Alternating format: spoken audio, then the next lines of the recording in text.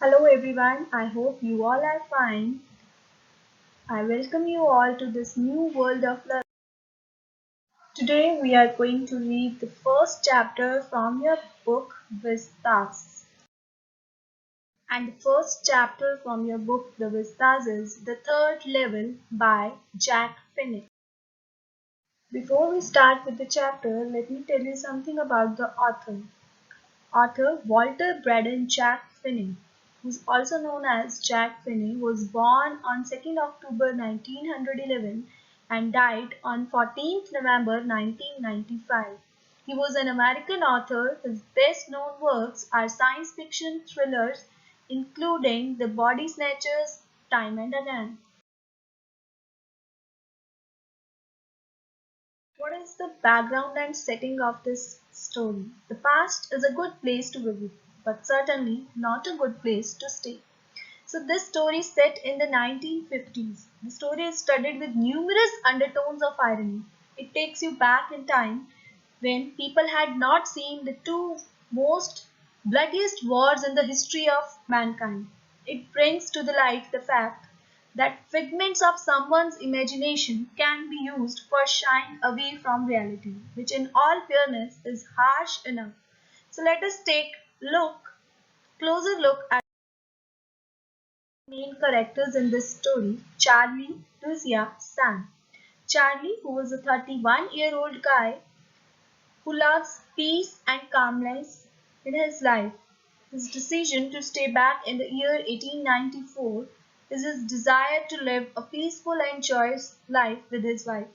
Second character is Lucia, who is Charlie's wife, caring towards her husband. She is a simple lady and refuses to accept what Charlie's psychiatrist friend observed for him. Sam, Charlie's psychiatrist friend and a typical city boy, when Charlie shares his visiting the third level, he tells him it is a waking dream wish fulfilled. As Charlie used to visit his psychiatrist friend to talk about his problem that he used to have third level many times, the psychiatrist calls it a waking dream wish fulfillment. It means that in our reality we may see something that is not there, but it is what we wish to see and want to happen. Charlie's psychologist says that the modern world is full of insecurity, fear, worry, and war, and everybody wants to escape from this harsh realities of this world. So for him, this is a temporary refuge from reality. Let's start with the summary of this chapter. Charlie was and quite ordinary man from New York. One evening he reached the Grand Central Station, New York, after a long day's work in office. He was in a hurry to get home. His wife was waiting for him. Having found no train from the first level of the station, he went down to the second level. While he was waiting for the second level, he found a door and tunnel down. Curious he always was, he suspected it was a mysterious tunnel, so he started following that tunnel. He took some steps down and reached to the third level of the station. But we all know Grand Central has only two levels. How is this third level possible? Charlie remained wondering. He started walking in the quiet corridor till he reaches an architectural old station that is completely different from the two familiar levels. There he saw ticket counters, train gates, wooden information booth, gas lights, brass fittings reminds him of the architecture of the 1800s.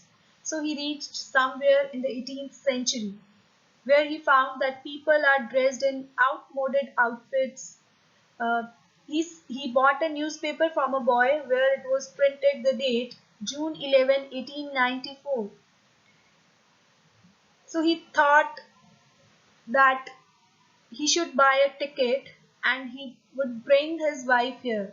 So he went to the ticket counter and asked the counter personality to give him two tickets, one for him and another for his wife, Lucia, because he wanted to travel to Galesburg with his wife.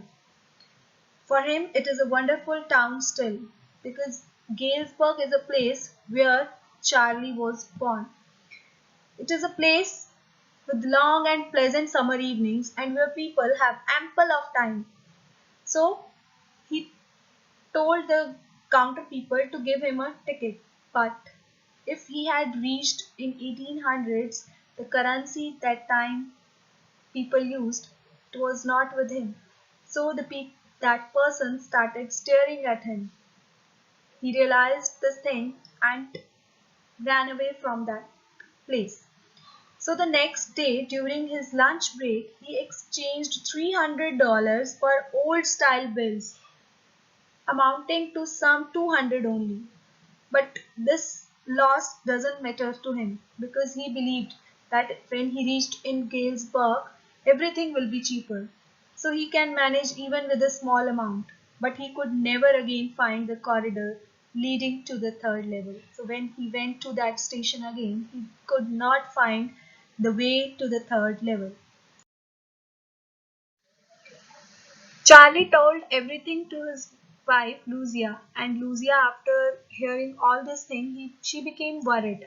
She told Charlie not to look for the third level anymore. Suddenly, Charlie realizes that his friend Sam is missing. He's nowhere to be found, so he and his wife looking for him in the weekends. Sam was the one with whom Charlie used to share his ideas about Galesburg.